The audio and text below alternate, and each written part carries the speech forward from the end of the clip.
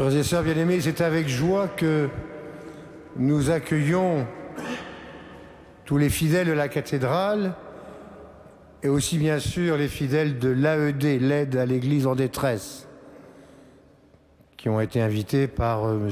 Marc Fromaget, que je suis heureux de saluer. Et c'est une joie grande encore que d'accueillir ici notre doyen du chapitre cathédral et curé doyen de Saint-François-Xavier, Monseigneur Chauvet, Patrick Chauvet, qui est un ami, qui connaît la cathédrale comme sa poche et avec qui il fait bon vivre. Donc ensemble, allons vers le Seigneur avec tous nos frères, les prêtres, diacres ou évêques qui sont venus nous rejoindre ce soir.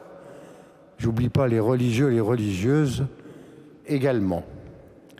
Que le Seigneur nous aide à découvrir ce que c'est que la grâce et la charge aussi d'être témoins, plus particulièrement cette année, témoins de sa miséricorde et de son amour.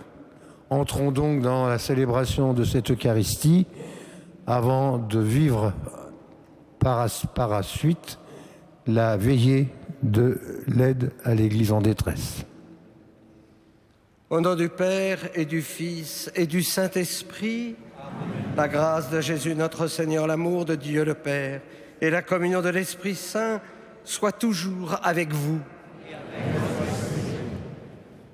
Oui, nous sommes invités à être témoins, à être en communion aussi avec tous les témoins de par le monde. Nous sommes en communion aussi avec notre archevêque qui est en retraite avec ses prêtres. Au début de l'Eucharistie, nous demandons pardon au Seigneur, peut-être pour cette tiédeur qui nous habite encore, cette peur qui nous habite. Je confesse à Dieu Tout-Puissant, je reconnais devant mes frères que j'ai péché en pensée, en parole, par action et par omission. Oui, j'ai vraiment péché.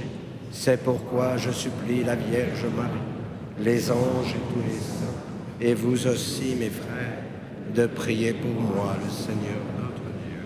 Que Dieu Tout-Puissant nous fasse miséricorde, qu'il nous pardonne nos péchés et nous conduise à la vie éternelle. Amen.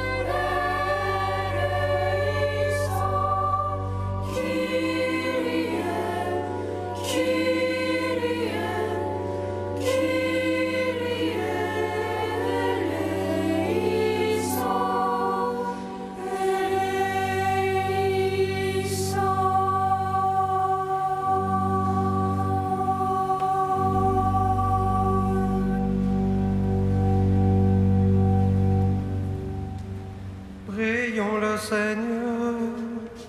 Dieu éternel et tout-puissant, dirige notre vie selon ton amour, afin qu'au nom de ton Fils bien-aimé, nous portions des fruits en abondance. Par Jésus-Christ, ton Fils, notre Seigneur et notre Dieu, qui vit et règne avec toi et le Saint-Esprit, maintenant et pour les siècles des siècles.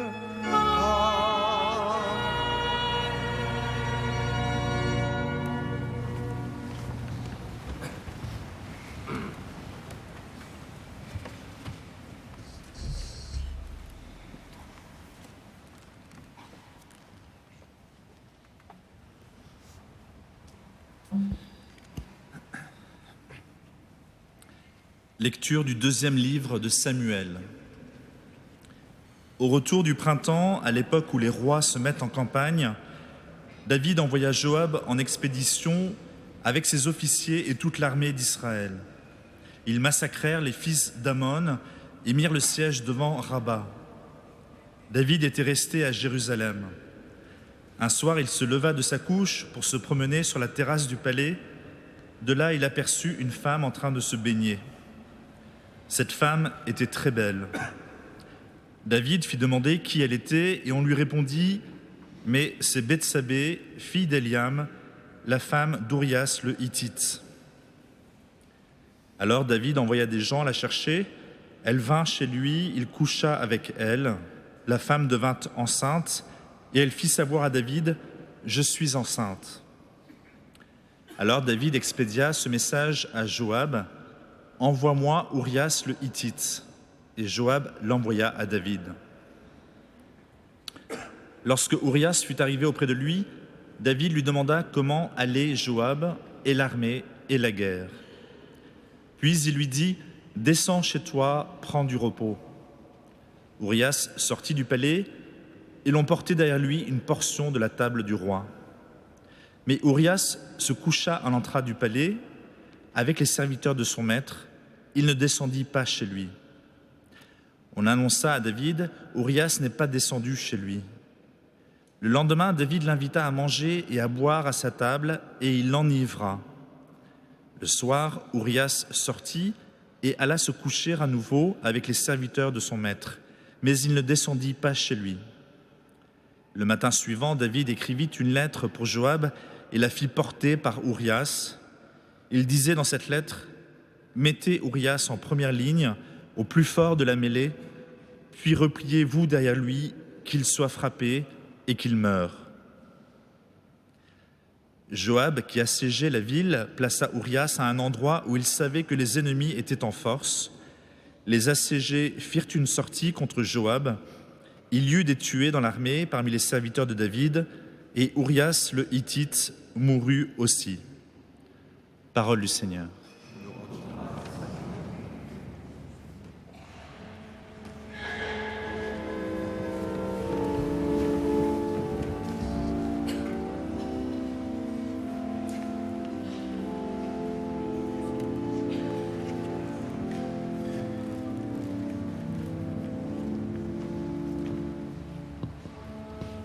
Pitié, Seigneur, car nous avons péché.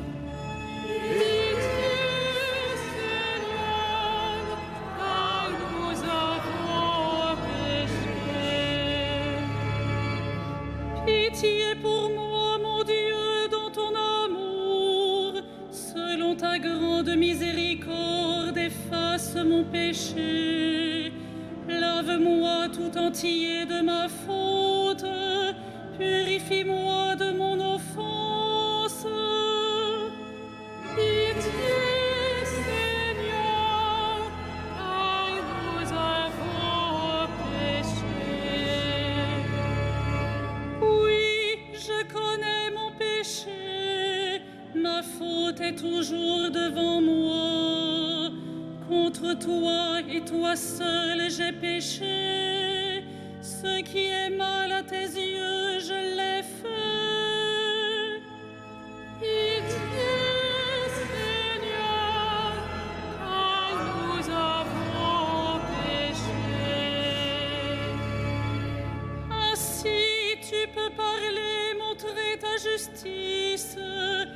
être juge et montrer ta victoire. Moi, je suis né dans la faute, j'étais pécheur dès le sein de ma mère.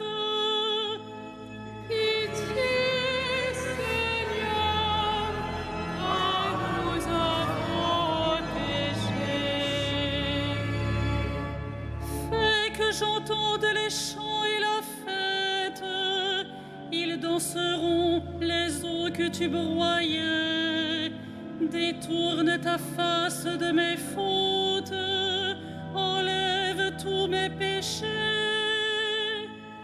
Pitié, Seigneur, car nous avons péché.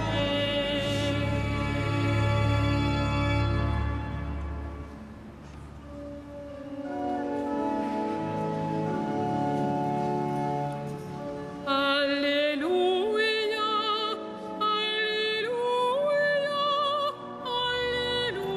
Alléluia, Alléluia,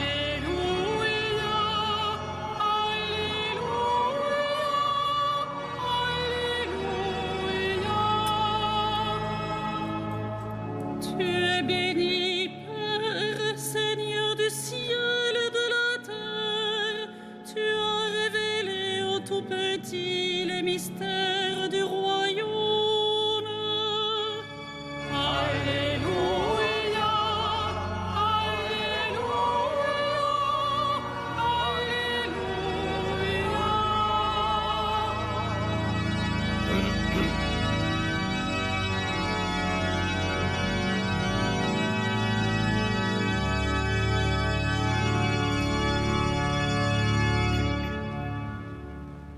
Le Seigneur soit avec vous.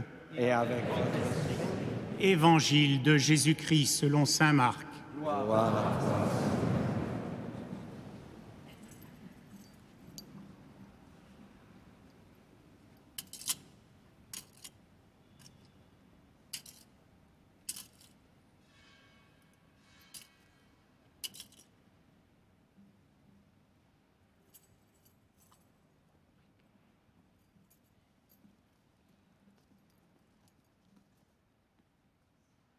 En ce temps-là, Jésus disait aux foules, « Il en est du règne de Dieu comme d'un homme qui jette en terre la semence.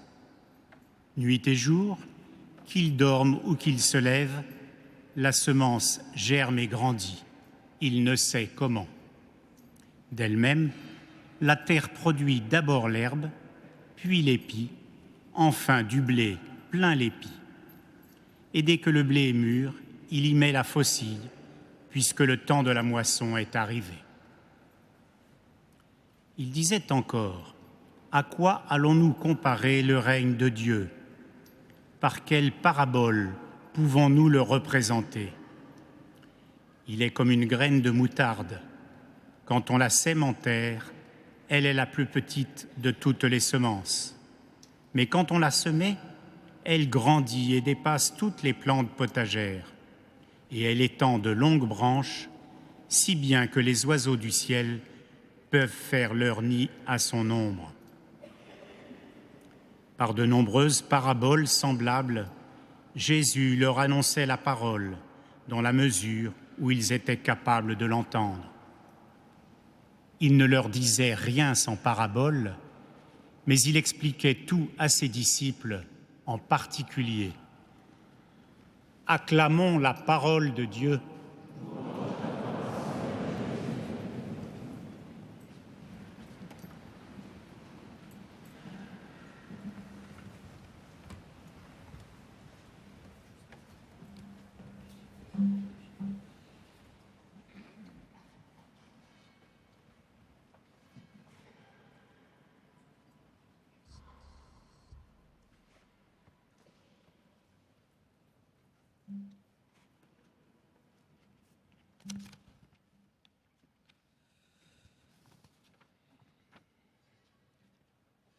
et dire que Jésus est de la descendance de David. Mais le Christ n'est-il pas venu dans le monde précisément pour les pécheurs et pour les malades. Oui, le Christ assume sa descendance parce qu'il fait partie de la famille humaine. Il a tout assumé, hormis le péché. Mais sur la croix, il porte le péché du monde. Alors, faisons nôtre la prière du psalmiste. Selon ta grande miséricorde, efface mon péché. Heureusement, Dieu ne se lasse pas de nous pardonner, même si nous retombons. La sainteté, finalement, n'est-elle pas de tomber et de se relever? Nous savons nos fragilités. Moi, je suis né dans la faute. Et nous sommes appelés à changer de point d'appui. Le Christ, il n'est pas venu dans notre monde pour nous donner des leçons de morale. Non, il est venu pour être avec nous, et avec nous dans les combats spirituels. Appelés à être des signes de la miséricorde, nous nous sentons souvent incapables. Mais ce soir, rien n'est impossible à Dieu. Il ne s'agit pas de poser des actes héroïques. L'évangélisation, c'est une semence, c'est une graine de moutarde. Et donc nous sommes là pour être proches de ceux qui cherchent un sens à leur vie, ceux qui ont été blessés, ceux qui cherchent une guérison. Et nous serons alors des missionnaires de la miséricorde si nous vivons des 3 vertus théologales. Oui, Seigneur, je crois que tu n'es que miséricorde et que tu nous aimes comme nous sommes. Fais grandir en nous la foi. Oui, Seigneur, j'espère que là où tu es, je serai avec toi. Nous ne sommes que des pèlerins et notre vraie demeure est dans le cœur de ton Père. Seigneur, aide-nous à rendre compte de notre espérance. Oui, Seigneur, j'aime celui que tu me donnes comme prochain, même si je n'arrive pas toujours à l'aimer comme tu me le demandes. Seigneur, fais grandir en moi la charité, celle qui illumine les cœurs, celle qui transformera le monde. En ce soir, nous sommes appelés à nous mettre à l'école des martyrs qui ont vécu ou qui vivent de ces vertus, vertus reçues le jour de notre baptême. J'imagine que ce mot de martyr nous fait peur. Alors, le Christ nous redit à chacun d'entre nous, en commençant par moi, au fond de nos cœurs, ma grâce te suffit. Amen.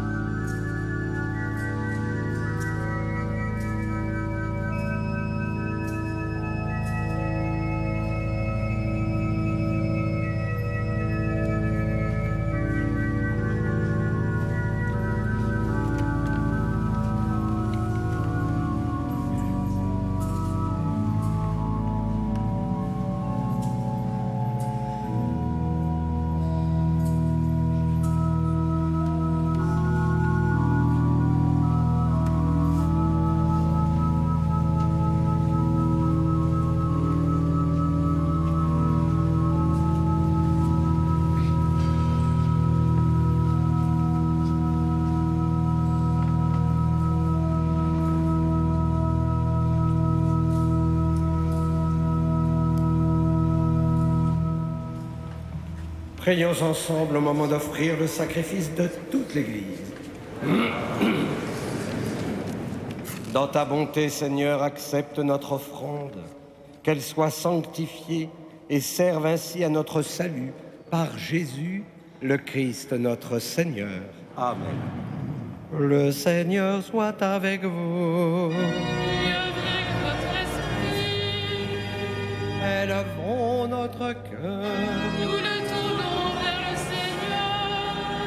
Rendons grâce au Seigneur notre Dieu. Vraiment, il est juste et bon de te rendre gloire, de t'offrir notre action de grâce toujours et en tout lieu. À toi, Père très saint, Dieu éternel et tout-puissant. Tu n'as pas besoin de notre louange, et pourtant c'est toi qui nous inspires de te rendre grâce. Nos chants n'ajoutent rien à ce que tu es, mais ils nous rapprochent de toi par le Christ notre Seigneur. Lui que la terre et le ciel, avec les anges et les archanges, ne cessent d'acclamer en chantant.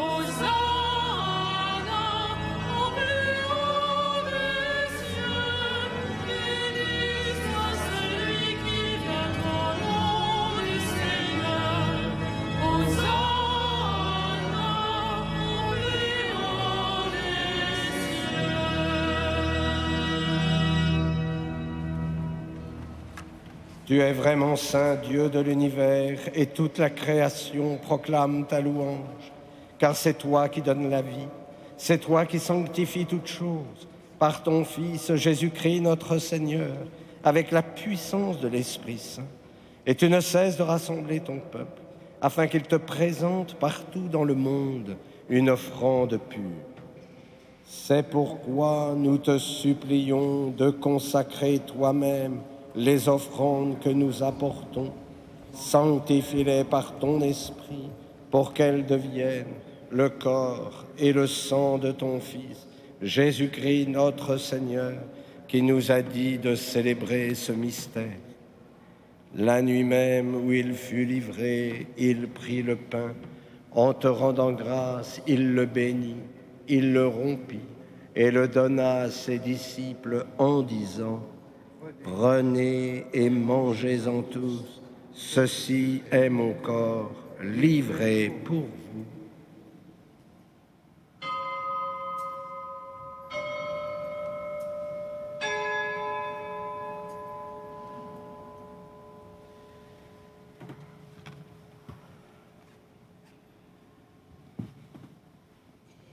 De même, à la fin du repas, il prit la coupe.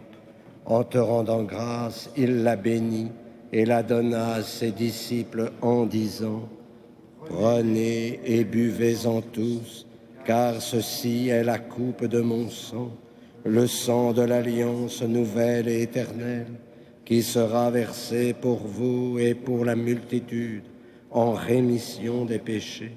Vous ferez cela en mémoire de moi.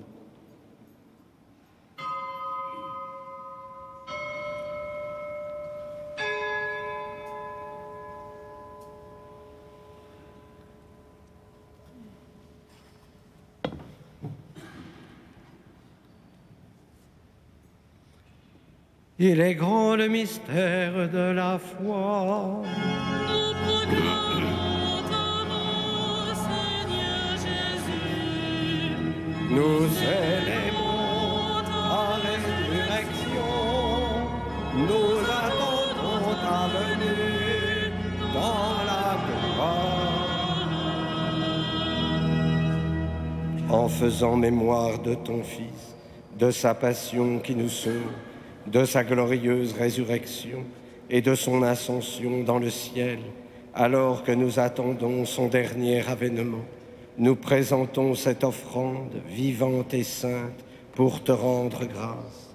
Regarde, Seigneur, le sacrifice de ton Église et daigne y reconnaître celui de ton Fils qui nous a rétablis dans ton alliance. Quand nous serons nourris de son corps et de son sang et remplis de l'Esprit Saint, accorde-nous d'être un seul corps et un seul esprit dans le Christ.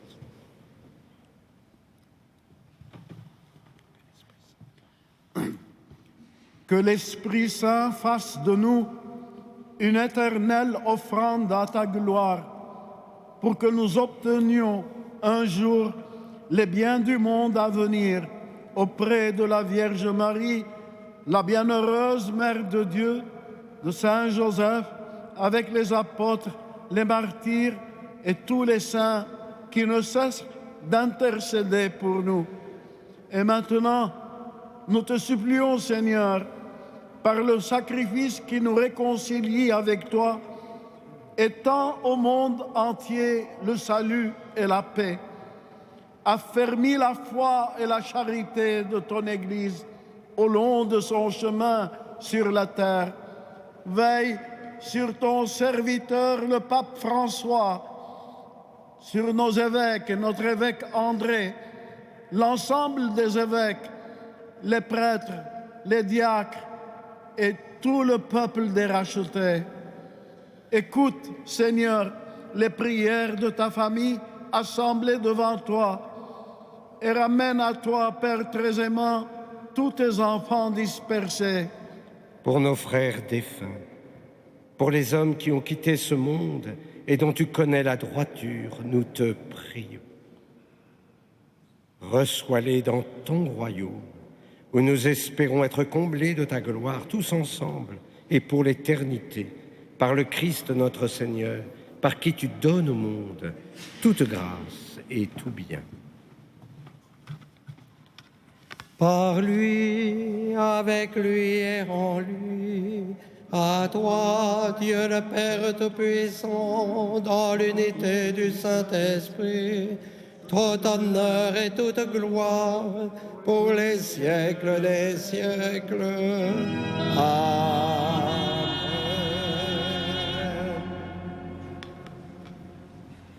Comme nous l'avons appris du Sauveur, et selon son commandement, nous osons dire: Notre Père qui es aux cieux, que ton nom soit sanctifié, que ton règne vienne, que ta volonté soit faite sur la terre comme au ciel. Donne-nous aujourd'hui notre pain de ce jour. Pardonne-nous nos offenses, comme nous pardonnons aussi à ceux qui nous ont offensés. Et ne nous soumets pas à la tentation, mais délivre-nous du mal. Délivre-nous de tout mal, Seigneur, et donne la paix à notre temps. Par ta miséricorde, libère-nous du péché. Rassure-nous devant les épreuves en cette vie où nous espérons le bonheur que tu promets et l'avènement de Jésus-Christ, notre Sauveur. Pour les siècles des siècles. Seigneur Jésus-Christ, tu as dit à tes apôtres: je vous laisse la paix, je vous donne ma paix. Ne regarde pas nos péchés, mais la foi de ton Église. Pour que ta volonté s'accomplisse, donne-lui toujours cette paix et conduis-la vers l'unité parfaite, toi qui règnes pour les siècles des siècles. Que la paix du Seigneur soit toujours avec vous. Et avec votre esprit. Frères et sœurs, dans la charité du Christ, donne-vous la paix.